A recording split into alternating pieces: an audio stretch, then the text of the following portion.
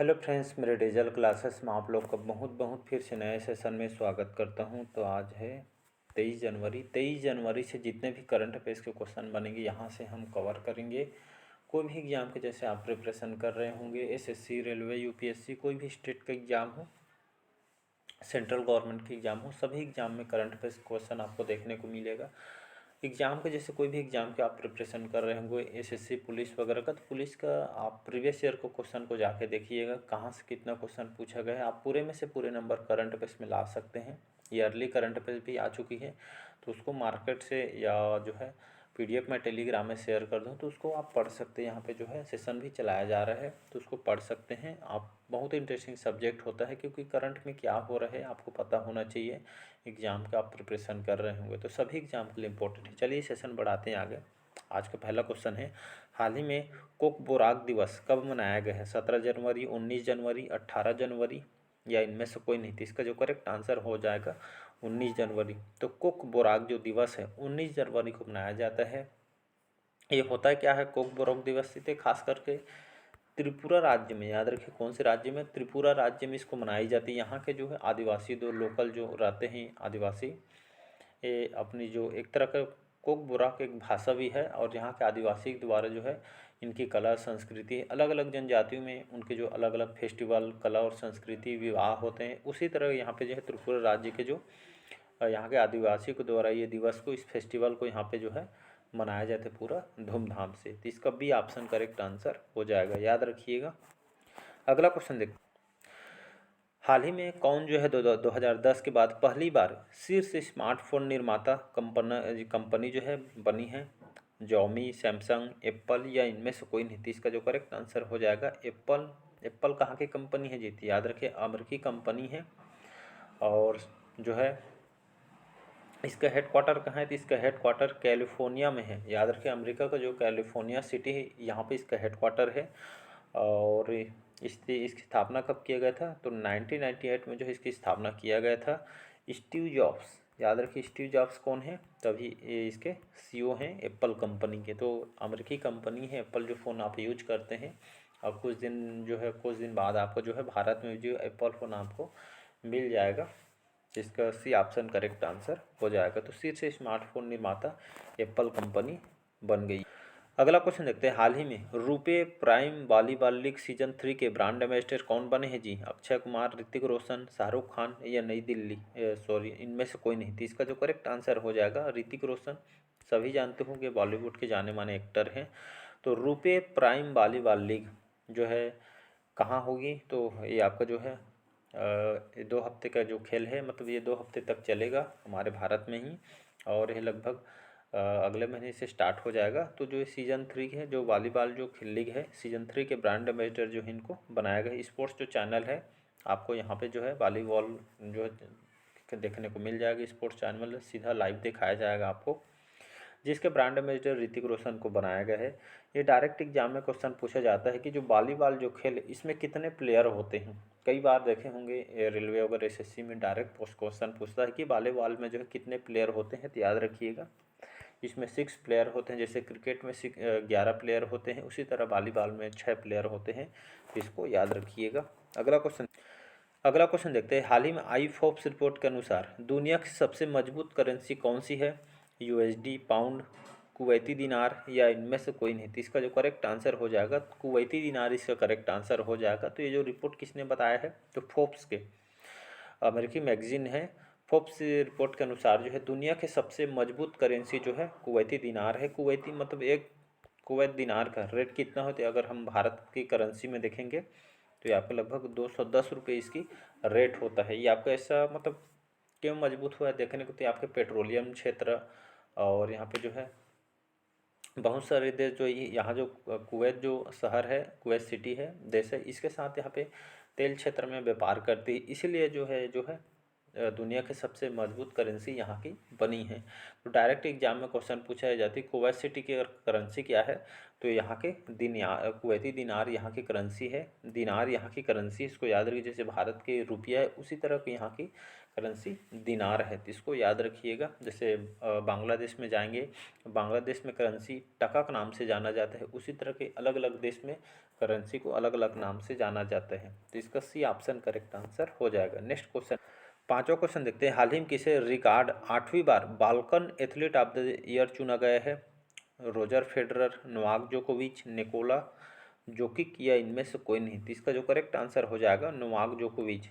ये आपके जाने माने बैडमिंटन प्लेयर है। इस बार यहाँ पे जो है 8वीं बार जो है Balkan athlete of the year इनको चुना गया है। जो बैडमिंटन के खेल में मतलब सर्वश्रेष्ठ प्रदर्शन के लिए इनको जो है 8वीं बार इनको Balkan athlete of the year चुना गया है। जो पुरस्कार है एथलीट प्लेयर को जो है बेस्ट प्रदर्शन करने के लिए इसको दिया जाता है। ये कहाँ के रहने वाले हैं, तो याद रखिएगा सर्बिया देश के जाने माने टेनिस प्लेयर है नोवाक जोकोविच। ये स्पोर्ट्स से क्वेश्चन पूछा जाता है, तो इसको याद रखिए। अगला क्वेश्चन देखते हैं। यहाँ पे हाल ही में प्रधानमंत्री मोदी ने खेलो इंडिया यूथ गेम्स के 6ठे संस्करण का उद्घाटन कहाँ पे किया है? चेन्नई, तिरुचि, कोयम्बटूर या इनमें से कोई नहीं? तो इसका जो करेक्ट आंसर हो जाएगा चेन्नई, इसका करेक्ट आंसर हो जाएगा। चेन्नई कहाँ की राजधानी है जी? तमिलनाडु की राजधानी है चेन्नई। यहाँ के मुख्यमंत्री कौन है? तो एम के स्टालिन यहाँ के मुख्यमंत्री हैं। तो इस खेलो इंडिया जो यूथ गेम्स का ये अब कौन सा संस्करण है? 6ठा संस्करण है, जो है लगभग 15 फरवरी तक स्टार्ट हो जाएगा ये, जिसका जो है उद्घाटन इन्होंने किया है। तो इसका ये ऑप्शन करेक्ट आंसर हो जाएगा। अगला क्वेश्चन देखते हैं। हाल ही में जो ब्रिटिश पेट्रोलियम कहाँ तकनीकी केंद्र स्थापित करेगी? बेंगलुरु, नई दिल्ली, पुणे या इनमें से कोई नहीं? तो इसका जो करेक्ट आंसर हो जाएगा पुणे। याद रखिए पुणे में जो है जो ब्रिटिश पेट्रोलियम जो तकनीकी केंद्र स्थापित करने वाले हैं। तो जो यहाँ पे जो है पेट्रोलियम के क्षेत्र को यहाँ पे तकनीकी जो समस्या आती है इसी के निवारण के लिए जो है ब्रिटिश पेट्रोलियम तकनीकी केंद्र स्थापित करने के लिए है पुणे में तैयार कर रही है सरकार। तो इसका सी ऑप्शन याद रखिएगा। पेट्रोलियम के क्षेत्र में जो इंजीनियरिंग क्षेत्र तकनीकी समस्या आती है इसे निवारण के लिए जो इनको लाया जा रहा है, तो इसका सी ऑप्शन याद रखिएगा। हाल ही में आईआईटी मद्रास ने जो हमारे शोध संस्थान है, जो आईआईटी इंडियन इंस्टीट्यूट टेक्नोलॉजी संस्थान मद्रास ने ई मोबिलिटी सिमुलेशन लैब लॉन्च करने के लिए किसके साथ समझौता किया है? टीसीएस, टाटा कंसल्टेंसी सर्विस के साथ, अल्टेयर, टेक महिंद्रा या इनमें से कोई नहीं? तो इसका जो करेक्ट आंसर हो जाएगा अल्टेयर। ये आपका जो है पुर्तगाल की कंपनी है। तो आईआईटी मद्रास ने यहाँ पे जो इनके साथ समझौता किया गया है नए नए शोध के लिए, साइंस के क्षेत्र में नए नए खोज के लिए, यहाँ पे जो है क्षेत्र के इसी क्षेत्र में आगे बढ़ने के लिए यहाँ पे आर्टिफिशियल इंटेलिजेंस इस सब से आगे बढ़ने के लिए जो है शोध लैब करने के लिए जो है मतलब इन शोध अगर खोज करने वगैरह के लिए यहाँ पे जो है लैब लॉन्च करने के लिए इनके साथ समझौता किया गया है अल्टेयर कंपनी के साथ।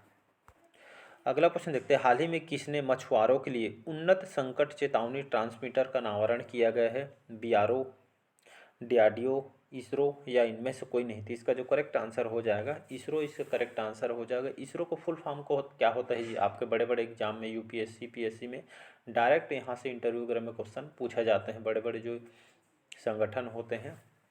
तो इसरो हमारी स्पेस एजेंसी है भारत के। इसका फुल फॉर्म होता है स्पेस, इसका फुल फॉर्म होता है इंडियन स्पेस रिसर्च ऑर्गेनाइजेशन इसका फुल फॉर्म होता है। इसकी स्थापना कब किया गया था?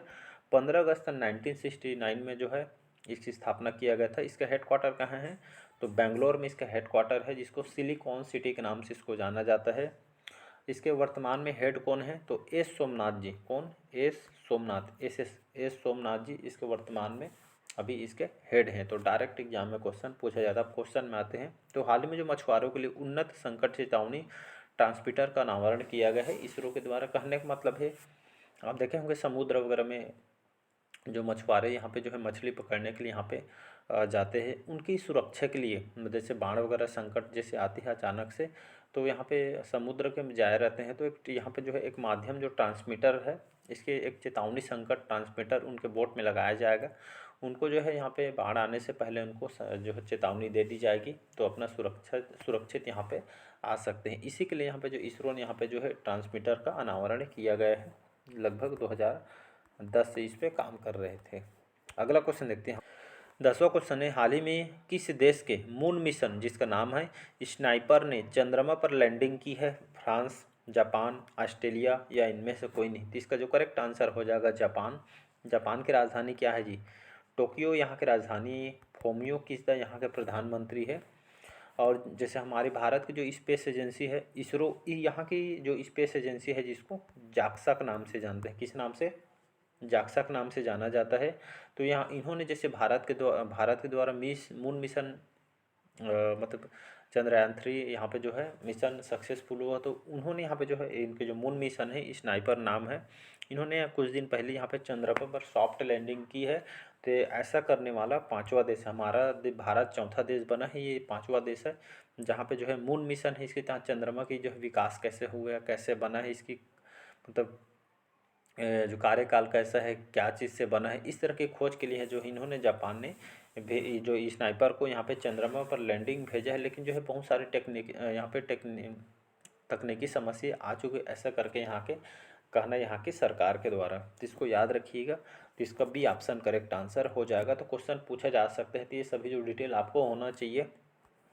नेक्स्ट क्वेश्चन देख 11वां क्वेश्चन देखते हैं, हाल ही में सशस्त्र सीमा बल जिसको हम एसएसबी बोलते हैं इसके महानिर्देशक किसे नियुक्त किया गया है?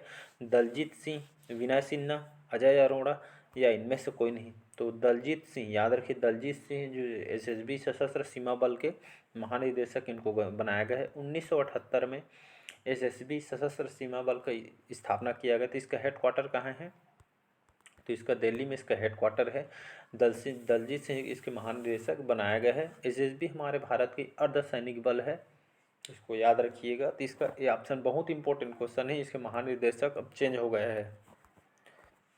12वां क्वेश्चन है, हाल ही में कौन सी भाषा भारत की 9वीं शास्त्रीय भाषाओं में शामिल होगी? पाली भाषा, प्राकृत, फारसी भाषा या इनमें से कोई नहीं? तो इसका जो करेक्ट आंसर हो जाएगा फारसी भाषा। याद रखिएगा 9वीं शास्त्रीय भाषाओं में इसको शामिल किया जा रहा है। जैसे संस्कृत, तमिल, मलयालम, ये सभी जो भाषा हमारे शास्त्रीय भाषाओं में आती है, उसी तरह यहाँ पे जो नई शिक्षा नीति 2020 के तहत फारसी भाषा को 9 शास्त्रीय भाषाओं में शामिल करने के लिए घोषणा किया गया है। किसके द्वारा मतलब घोषणा किया गया? हमारे जो विदेश मंत्री हैं एस जयशंकर, इनके द्वारा जो है इसको 9वीं शास्त्रीय भाषा में शामिल करने के लिए घोषणा इन्होंने किया गया है नया शिक्षा नीति जो 2020 के तहत। तो ये क्वेश्चन आपसे पूछा जा सकता है, इंपॉर्टेंट है आने वाले एग्जाम के लिए। अगला क्वेश्चन देख 13वां क्वेश्चन देखते हैं, हाल ही में किस देश ने जल के भीतर परमाणु हथियार प्रणाली का परीक्षण किया गया है? रूस, उत्तर कोरिया, चाइना या इनमें से कोई नहीं? तो इसका करेक्ट आंसर हो जाएगा उत्तर कोरिया। उत्तर कोरिया बहुत ही गरीब देश है, लेकिन इनके पास ऐसा ऐसा हथियार और यहाँ पे जो है प्रशिक्षण करते रहते हैं, मतलब किसी देश के पास नहीं ऐसा हथियार उनके पास रखे रहते हैं।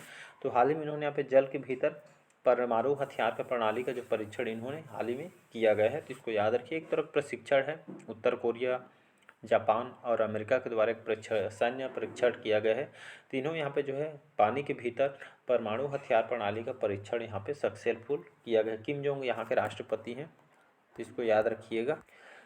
अगला क्वेश्चन है, हाल ही में किस राज्य में 800 ईसा पूर्व की मानव बस्ती के अवशेष पाए गए हैं? गुजरात, महाराष्ट्र, हिमाचल प्रदेश या इनमें से कोई नहीं? तो इसका जो करेक्ट आंसर हो जाएगा गुजरात। गुजरात की राजधानी क्या है जी? गुजरात की राजधानी है यहाँ की Gandhinagar.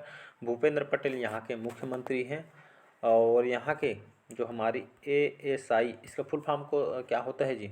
Archaeological survey of India के द्वारा ये खोज की गई है। लगभग 2016 से ये खोज कर रही थी कि 800 ईसा पूर्व की जो मानव बस्ती के अवशेष कहाँ प्राप्त हुए हैं। तो हमारे नरेंद्र मोदी जी गुजरात से बिलोंग करते हैं, हमारे अमित शाह बिलोंग करते हैं।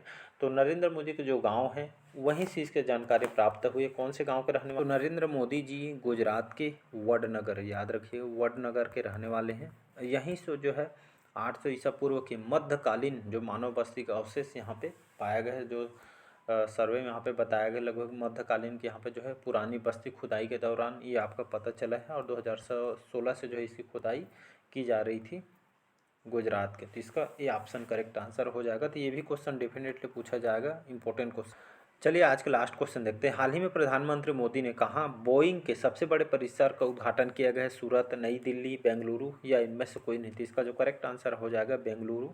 कर्नाटक की राजधानी है बेंगलुरु, जिसको हम सिलिकॉन सिटी के नाम से जानते हैं। तो प्रधानमंत्री मोदी ने बोइंग के सबसे बड़े परिसर का उद्घाटन किया गया है। 1700 करोड़ के बजट के हिसाब से इसको जो है उद्घाटन किया गया है। आपका बोइंग क्या है, तो बोइंग जो है हमारे स्पेस उपग्रह, नए नए सैटेलाइट, हमारे सेनाओं के लिए जो हथियार वगैरह तैयार करती है, इसी क्षेत्र में काम करने के लिए जो है सबसे बड़े परिसर का उद्घाटन यहाँ पे प्रधानमंत्री मोदी ने यहाँ पे बोइंग के सबसे बड़े परिसर का उद्घाटन इन्होंने हाल ही में यहाँ पे किया गया, जिसका बजट 1700 करोड़ है। तो बहुत सारे यहाँ पे जो है ये मतलब एयरक्राफ्ट कंपनी है। तो इस तरह का जो है बेंगलुरु में इन्होंने हाल ही में उद्घाटन किया गया है। तो चलिए, आज का सेशन आप लोग को कैसा लगा कमेंट करके ज़रूर बताइएगा। पहले बार आए तो चैनल को सब्सक्राइब करके रख लीजिएगा ताकि नोटिफिकेशन आप तक पहुंच पाए। इसका पीडीएफ कहाँ मिलेगा आपको, तो पीडीएफ आपको टेलीग्राम में मिलेगा। एक बार जाके कम से कम 2 मिनट रिवाइज़ कीजिएगा, 2 मिनट मुश्किल से भी लगेगा, तो रिवाइज़ कीजिएगा, क्योंकि रिवाइज़ नहीं करेंगे तो आप भूल जाएंगे। तो रिवाइज़ बहुत ही ज़्यादा इंपॉर्टेंट होता है, आप ध्यान नहीं देते तो रिवाइज़ कीजिएगा, 2 मिनट लगेगा कम से कम। इसका पीडीएफ डाउनलोड कीजिएगा, डिस्क्रिप्शन में मैं लिंक दे दूँगा। तो अच्छा लगे तो चैनल को लाइक शेयर सब्सक्राइब कीजिएगा। चलिए, थैंक यू।